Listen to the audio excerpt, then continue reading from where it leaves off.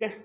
हे सर्व माहिती भरल्यानंतर फ्रीज करायचं. फ्रीज केल्यानंतर तुमची बेसिक माहिती जी आहे ते भरलेली आहे आणि ह्या बेसिक माहितीचा व्हिडिओ जे आहे ते ऑलरेडी आपल्या चॅनलवर उपलब्ध आहे. आता जाणार आपण जनरल प्रोफाईलकडे. ठीक आहे. जनरल प्रोफाईलवर ॲडवर क्लिक करायचं आहे आणि इथं जिथं आपण अनफ्रीज केलं होतं तिथं तुम्हाला फ्रीजवर क्लिक करायचं, म्हणजे त्या लॉकवर. त्या लॉकवर फ्रीजवर क्लिक केल्यानंतर इथं तुम्ही बघू शकता की तुमची सर्व माहिती याच्यामध्ये शो होईल. त्याच्यानंतर खाली इथं बघू शकता, इथं जे आहे जिथं आपल्याला डिस्क्रिप्शन टाकायचं आहे तिथं कमीत कमी डन किंवा ओके टाका.